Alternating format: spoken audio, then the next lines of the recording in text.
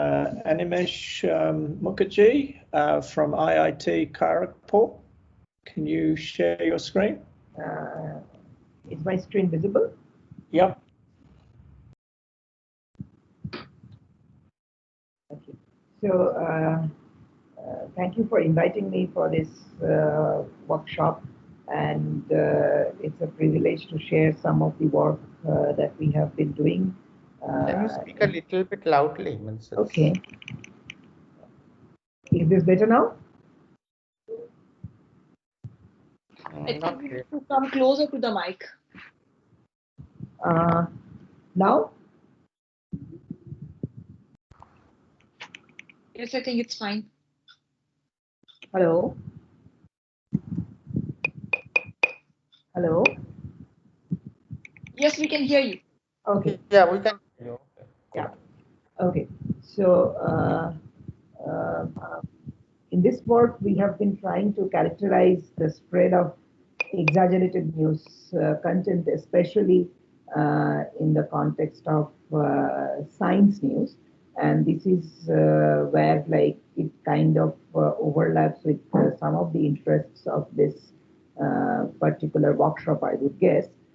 So, so basically, like I guess most of us would agree that these days people consume most of the scientific information from news articles. They rarely go to the journals or the more authentic documents where these kind of results are actually published.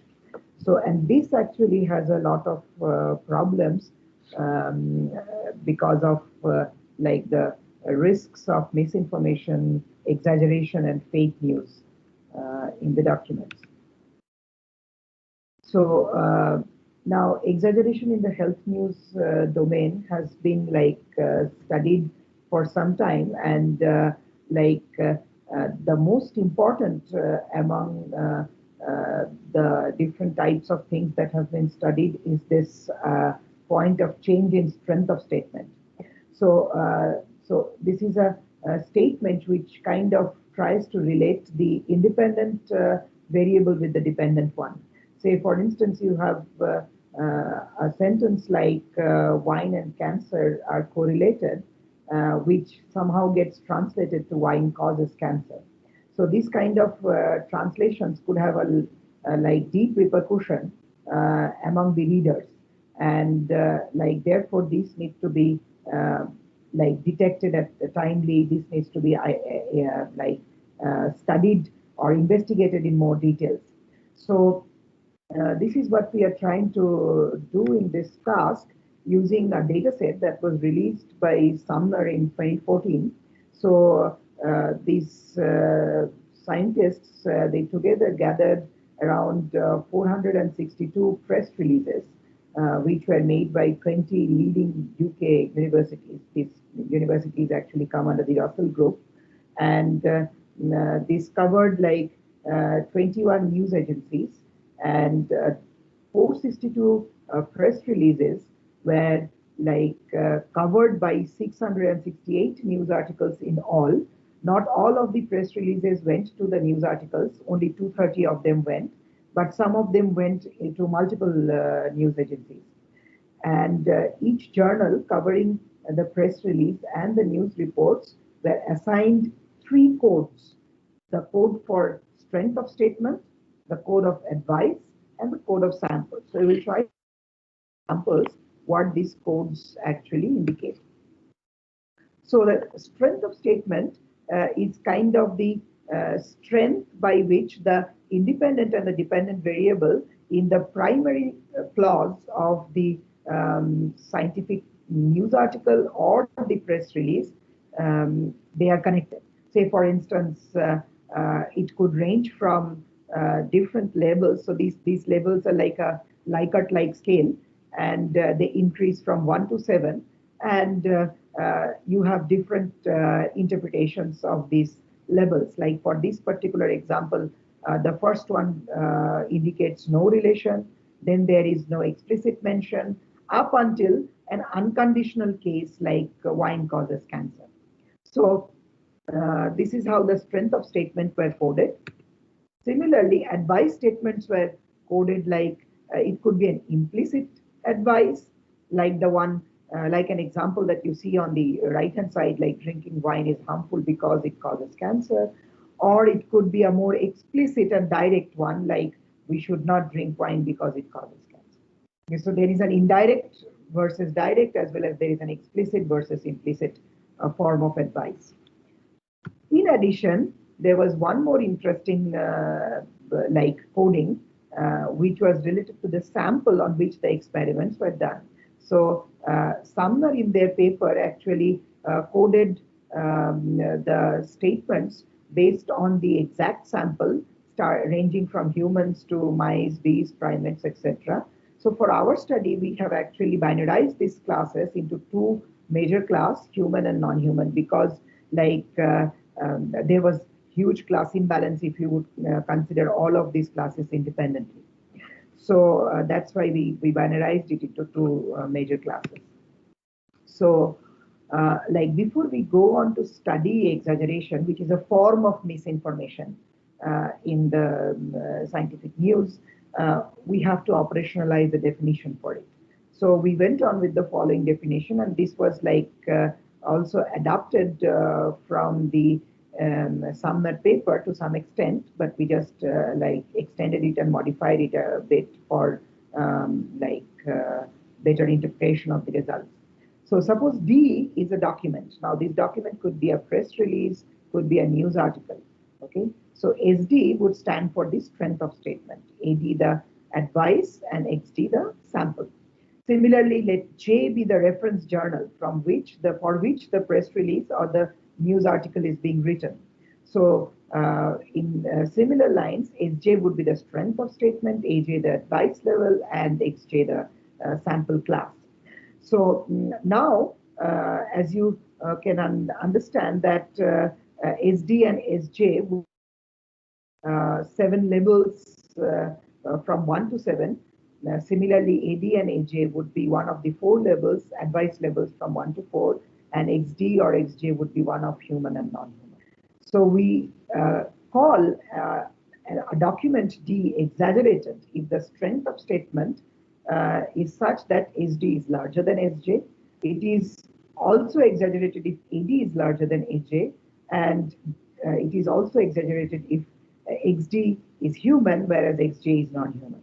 So overall, a document is said to be exaggerated with respect to the journal J if D is exaggerated either of the strength of statement or the advice or in the sample. So with this definition, we tried to investigate this data a little bit more closely, and some of the top level results are here. So in the press releases, we observed that around 45% of them are exaggerated, whereas for news articles, like around 48% of them are exaggerated in the aggregate level. So then we went on to look into a little bit more micro level, and we started seeing the different media houses and how like each of these media house would feature in the exaggeration space. And what we observe is that some of these media houses like Sun, Guardian, Express, they have an exaggeration level more than 60% on an aggregate.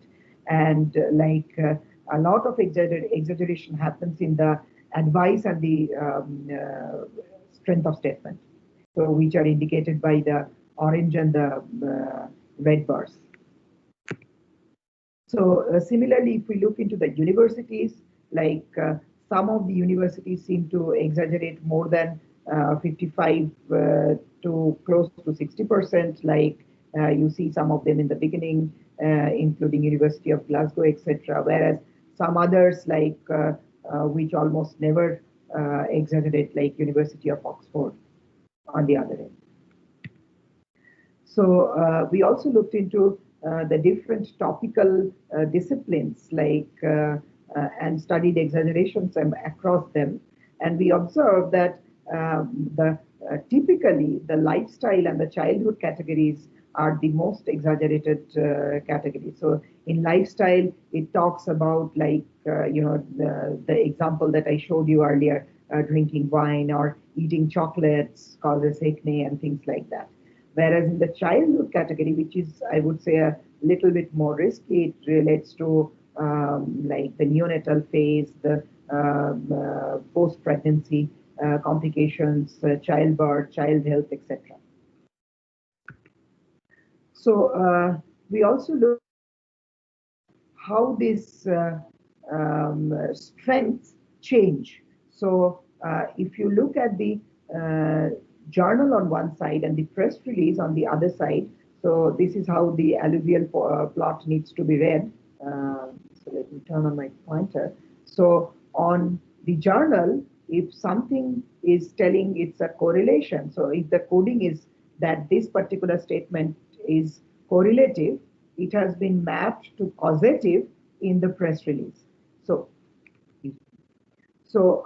in this particular alluvial plot, what you observe is that a large proportion of statements which were actually indicated to be correlative in the actual journal or the ground truth data has been changed to causative, like in the press release.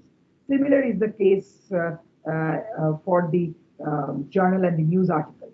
So what we observe is that whenever the original reports in the journal are being, covered in a press release or in a news article, a lot of the correlative statements are getting converted into causative statements. Not only that, a lot of ambiguous statements are also getting converted into causative statements, which might be very risky.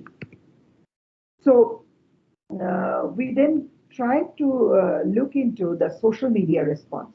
So what did we do? So we looked into all these news articles that this Sumner paper released, and we found out using certain APIs how these news articles have been shared across the social media, Twitter in specific. So like since this was a pretty old set of data, so we had to use this get old tweets API, which unfortunately today, as it stands, does not work anymore. But while we were doing this study, we were fortunate we could access the old tweets using this data, using this API.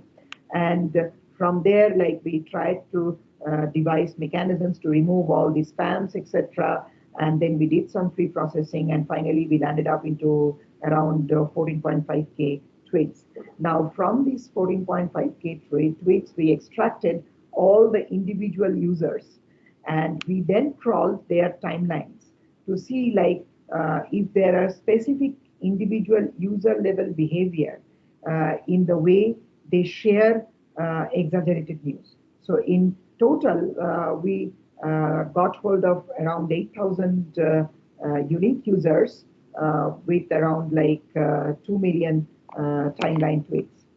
Now, this is roughly the distribution of the different users of this 8,000 users. So basically, a large proportion of them do not share any exaggerated news. So that is the users NEX. A pretty large fraction shares one exaggerated news over the entire timeline. Some of them actually share two, and there are quite a few who frequently share exaggerated news. So around 433 of them share like more than 3 times different exaggerated news.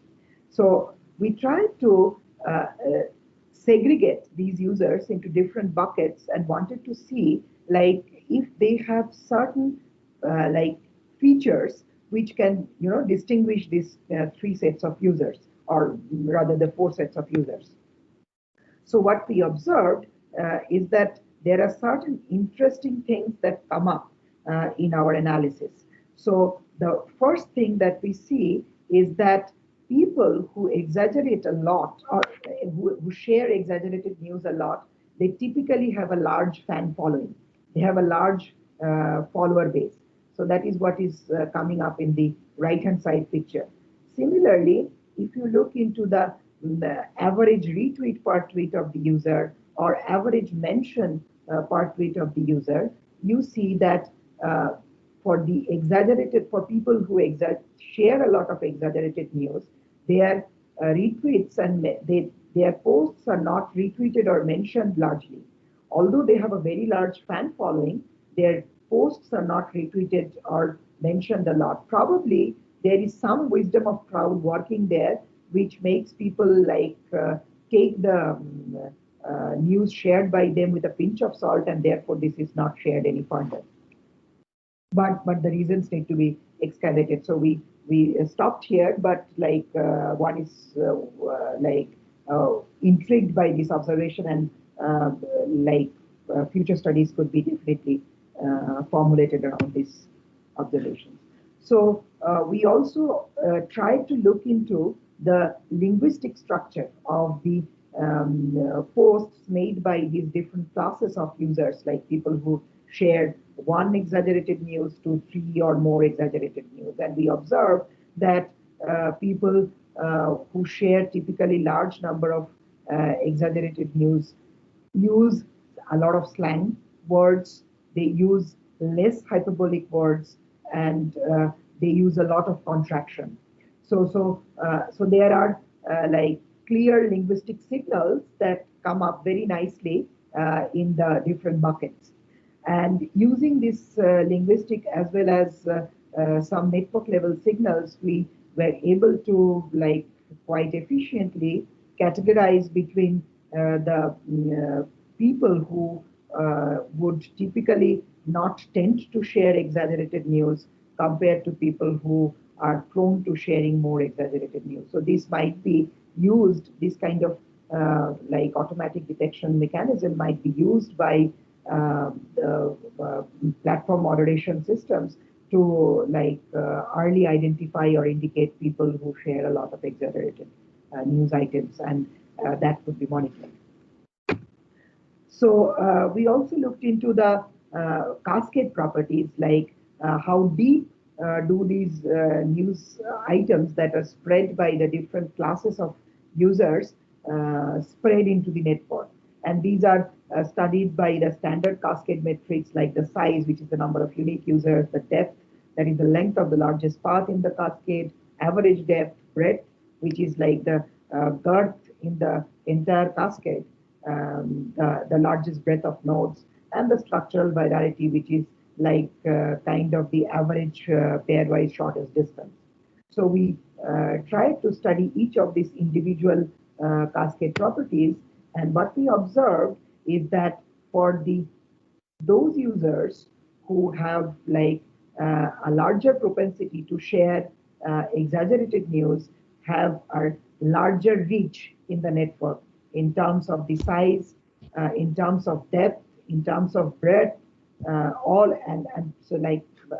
only except the depth, all the other properties show a significant difference between the two classes.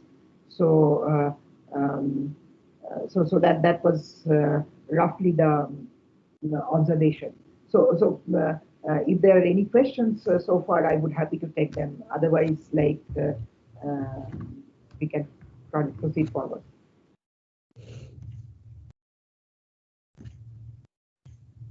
Okay.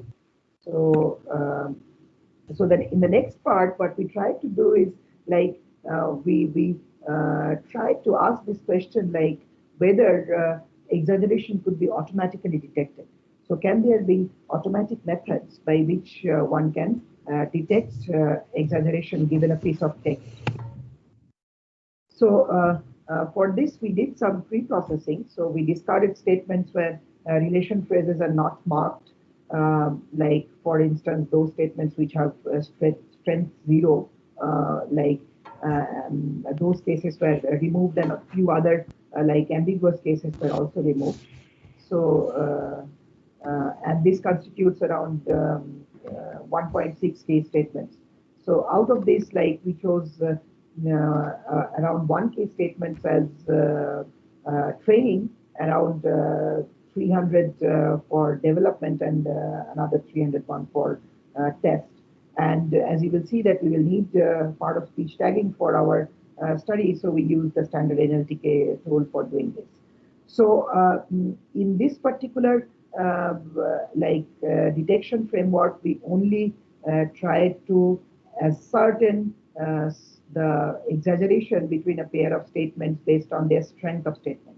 So a similar approach can be taken for the advice as well as the sample codes, but that's left for future work. Okay. So for the identification of the exaggeration or the level of exaggeration, we took a two-step approach. In the first step, we tried to label the relation phrase. So we used two architectures. One is the standard BERT architecture, which is specifically used for named entity recognition tagging, named entity recognition task, or the NER tagging task. And the other one is the standard LSTM CRF, which was like our most competitive baseline. So which is also used in the context of named entity recognition. So we pose this entire problem of relation phrase identification as a named entity recognition task. So the two tasks are very similar in spirit, and therefore, like, it was easy for us to model this problem as a as an entity recognition problem. So using these methods, and some fine tunings using the part of speech tag that we had earlier identified, we could get reasonable accuracy with the LSTM CRF model in place. However, the BERT SL was like way better, and so we finally achieved an F1 score, macro F1 score of 0.85 and an accuracy of 0.95, which I would guess is a reasonably good number to progress. So this was the first level where we had the relation phrase labeled. Then apart from the strength classification into 7 classes, which was like pretty granular, we also clubbed some of the classes together and made of detection across 4 classes as well as across 2 classes. So what we did was we clubbed class 2 and 3 together, 4 and 5 together, and kept 1 and 6 separately. So these are the these class 2 and 3 and class 4 and 5 are pretty ambiguous, and that's why we thought that we could club themselves and see we could club them and see if that improves the performance. And we also did a 2-class version of the same problem where we had all the 1, 2, 3, 4, 5 together into one class and the 6 in the other class. So what we did here was we took the relation phrase that we extracted using the BERT SL model in the earlier step and fed that as a bag of word into a simple standard classifier. So if we do that, we observe that we get a reasonably good F1 score. So if you take the original relation phrase, you get a score of around 0.76, whereas if you take an auto-generated relational phrase which was extracted by BERT SL, you get something like 0.74. In contrast, if you had taken just the entire statement, okay, as a bag of word and tried to predict the the exaggeration, whether it is exaggerated or not, or the exaggeration level, then it would be close to 0.64, which is much lower than what we could achieve. So, and the final level was you had the strength of statements for statement 1, strength of statement for statement 2, and then finally you had to find the difference between these two to obtain the level of exaggeration. So as a baseline, we just use the statement and the target the source statement and the target statement as inputs and try to predict like whether there is an exaggeration or an underplay. So compared to our method using BERT-SL, the baseline actually does pretty poorly. So, and our method does pretty well as compared to like if you would have taken the true relation phrases.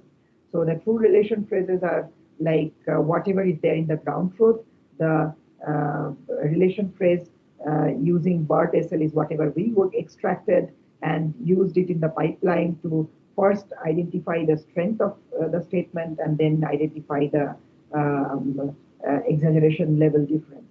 And this actually is much better than just using the two embeddings of the two statements and passing it through a classifier and training the classifier based on that and passing and trying to identify the exaggeration level. So this kind of shows that like if you are able to focus on the correct place in the statement, that is the relation phrase, then the performance in identifying the level of exaggeration is much better compared to if you consider the whole statement. So I would stop here and would like to take questions. So this was in a nutshell two works that we tried to do in the space of scientific news exaggeration. Thanks for a very interesting talk. Be good to have a real-time exaggeration meter whenever the politicians are talking on TV. Any questions from the audience? Maybe I should stop sharing. Mm-hmm.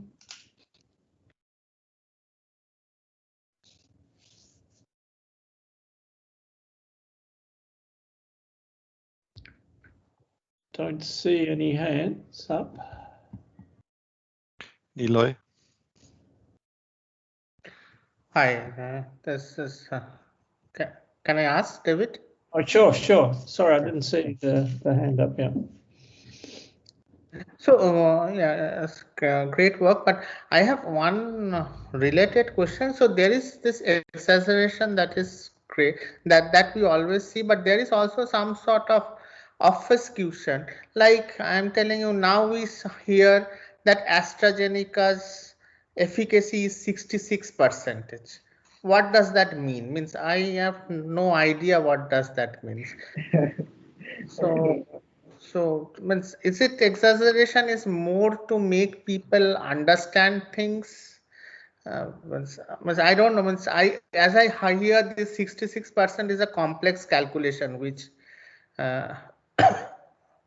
so I'm thinking what is the motivation of exaggeration? It is simply to paint a rosy picture, or there is a difficult scientific thing which you have to present to the mass in a more comprehensive and easy to understand way.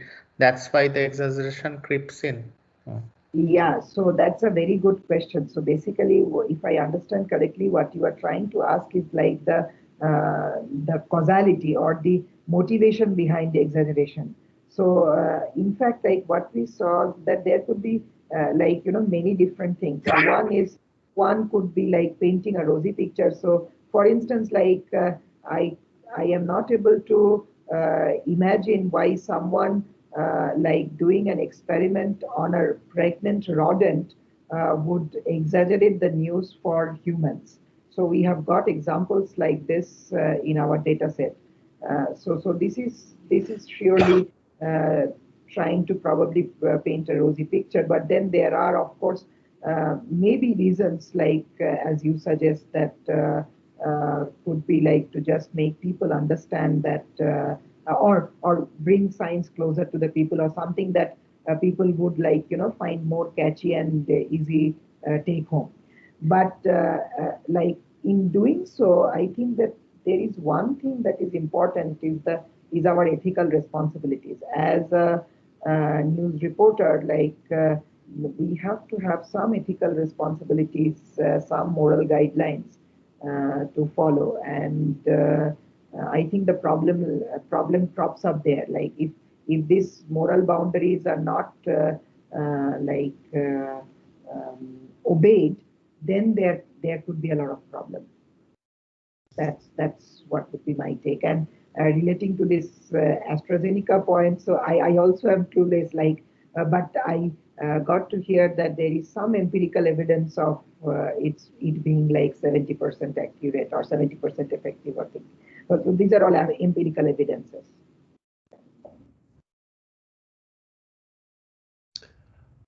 Okay, I can see one more hand up. Shanila, if I pronounced it right. Shanila Basia. So yeah, now I can mute myself. Thank you so much for the nice presentation. But there is a question. Sometimes the people they construct the sentence. Their meaning is different, but they use a specific word to structure their sentences.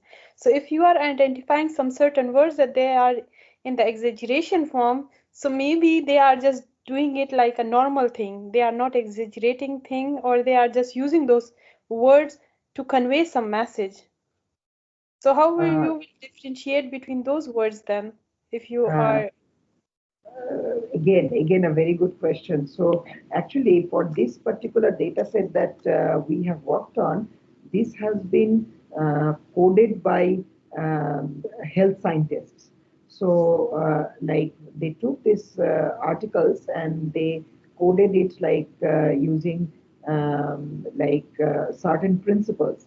And for all of this coding that they have done, they tried to find out exact statements. So which would come like which would typically appear in the first either the headline or in the first 2 or 3 sentences. So if there is an independent variable, there is a dependent variable, and there is some specific relation phrase which is connecting the independent and the dependent variable, then only they would be annotated. So if there is certain ambiguity there, then the health scientist would refrain from annotating them. Yeah, so I understand your point. So there might be linguistic ambiguities. I assume that while annotators, so this is like the faith on the annotators, and this was done by I think like 10 annotators, and they had a very strong agreement among themselves. Like I think the kappa value was close to I don't remember, but it was nowhere below 0.7 or something. So which kind of gives some confidence on the data. Okay, thank you very much. I